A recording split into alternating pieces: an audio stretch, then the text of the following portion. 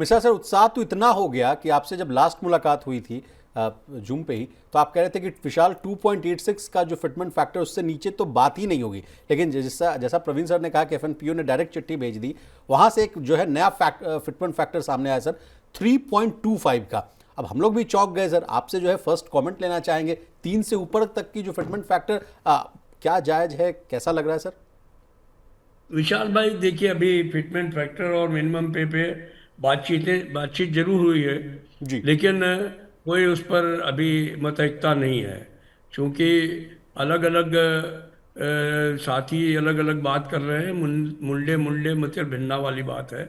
तो अभी हम इस बारे में, जैसा मैंने पहले भी कहा आज भी कह रहा हूँ, कि ये ऐसा सवाल है जिसको कि जब तक 100% यूनानिमिटी के साथ बात तय नहीं हो जाए, तब तक ये कहना उचित नहीं है कि 3.25 होगा या 2.86 होगा।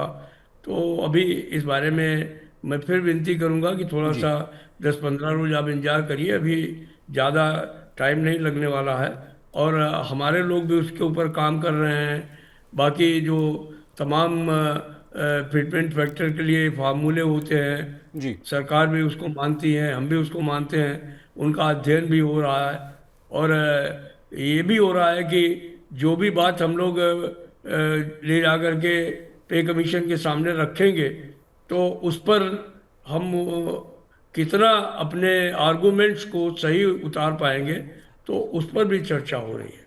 जी तो मुझे आशा है कि बहुत जल्दी हम लोग इस बात को कर लेंगे। बाकी अभी ये कोई फाइनल नहीं है कि इतना होगा कि उतना होगा। जी सर मेरा एक बड़ा महत्वपूर्ण, मैं अपने लिहाज से मानता हूँ इस चीज़ को, जो 8वें वेतन आयोग ने जो 18 सवाल दिए हैं उसमें 3 सवाल जो हैं वो ऐसे हैं जो थोड़ा सा चौंकाते हैं, और हम चाहते थे कि उन सवालों पे आपसे एक बार ज़रूर बात की जाए।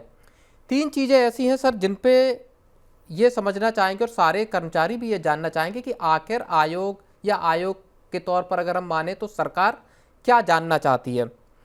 पहली बात, जो सवाल जो पूछा गया है कि अर्थव्यवस्था पे क्या असर होता है अगर ज़्यादा वेतन बढ़ोतरी होती है, वेतन आयोग लागू होते हैं, तो घाटा, सरकार का घाटा और महंगाई किस तरह से बढ़ सकती है, और सोच और दिशा क्या होनी चाहिए। एक सवाल ये है सर। एक सवाल ये है कि जब सैलरी और प्रमोशन जिस तरह से सरकार में होते हैं, क्या उनकी तुलना प्राइवेट सेक्टर के वेतन स्ट्रक्चर, सैलरी स्ट्रक्चर और प्रमोशन के साथ किस तरह से की जा सकती है। बहुत शॉर्ट में मैं आपसे पूछ रहा हूँ ये।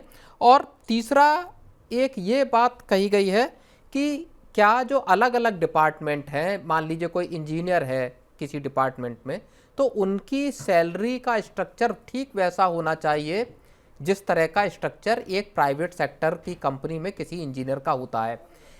इन 3 सवालों के हिसाब से आप क्या देखते हैं कि सरकार आखिर क्या जानना चाहती है, या आपकी राय से ये पता लगाना चाहती है कि देखिए प्राइवेट सेक्टर और सरकारी सेक्टर के को एक रूप किस तरह से बनाया जा सकता है। प्रवीण भाई, एक बात बताया आपको कि देखिए, ये जो पे कमीशन है, इसने जो सवाल का क्वेश्चनर भेजा है, इसमें बहुत सारी चीज़ें काल्पनिक हैं। जी क्योंकि ये पूछना कि देश के अर्थव्यवस्था पे क्या असर पड़ेगा, तो ये पहला पे कमीशन तो नहीं है, 8वां पे कमीशन है। अगर 7 पे कमीशन में देश की अर्थव्यवस्था पर कोई असर नहीं पड़ा, बल्कि उल्टा देश की अर्थव्यवस्था अच्छी हुई, लोगों की परचेजिंग पावर बढ़ी, जीडीपी बढ़ा, तो पे कमीशन को ऐसे ही समझ लेना चाहिए। अच्छा, दूसरी बात, अगर पे कमीशन के दिमाग में ये हो कि इसमें आर्थिक बोझ पड़ेगा, तो निश्चित तौर पे पड़ेगा। अगर सरकार 10 साल में तनख्वाह बढ़ाने की का फार्मूला लाई है, हम तो 5 साल ही मांग रहे थे, तो अगर अब 10 साल में तनख्वाह बढ़ाएंगे तो उसका असर तो पड़ेगा। लेकिन एट द सेम टाइम हम लोग इस बात को जानते हैं कि जब सरकारी कर्मचारियों की तनख्वाहें बढ़ती हैं, तो उससे देश की अर्थव्यवस्था अच्छी होती है, परचेजिंग पावर लोगों की बढ़ती है, तमाम प्रोडक्शन बढ़ता है चीज़ों का। लोग जो है वो, हम देखते हैं कि लोग गाड़ियां खरीदते हैं, तमाम नई नई चीज़ें जो है वो अप्लायंसेस लेते हैं। जी तो उन सब चीज़ों से देश की अर्थव्यवस्था जो है वो घाटे में नहीं जाती है। देश की अर्थव्यवस्था जो है उसके अंदर बूस्ट आता है। तो एक तो ये सवाल है जो आपने रखने का काम किया। जी। दूसरा सवाल यह है कि प्राइवेट सेक्टर और सरकारी क्षेत्र ये दोनों बिल्कुल अलग विषय हैं। सरकारी क्षेत्र और जो है वो प्राइवेट क्षेत्र में कोई तुलना की ही नहीं जा सकती। ये इस चूंकि सरकारी क्षेत्र एक जिम्मेदार क्षेत्र है और एक अच्छे गुड गवर्नेंस का क्षेत्र है, ये सोशल ऑब्लिगेशंस का क्षेत्र है। प्राइवेट क्षेत्र जो है वो सिर्फ लाभ कमाने का क्षेत्र है और प्राइवेट एंटरप्रेन्योर हमेशा इस बात की कोशिश करता है कि वो ज़्यादा से ज़्यादा लाभ कम से कम खर्च के साथ में कैसे कर सकता है। तो ये एक बात को बहुत साफ समझ लेना चाहिए।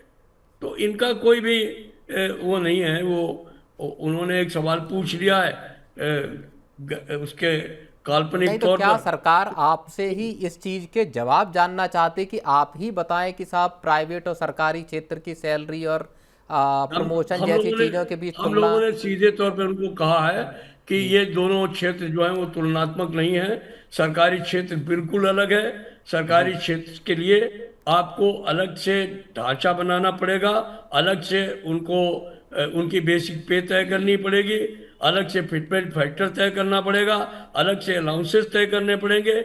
जिन कठिन परिस्थितियों में सरकारी कर्मचारी काम करता है, जितनी शहादत सरकारी कर्मचारी देता है, उन सारी चीज़ों को की आपको जो है वो उनका मूल्यांकन करना पड़ेगा।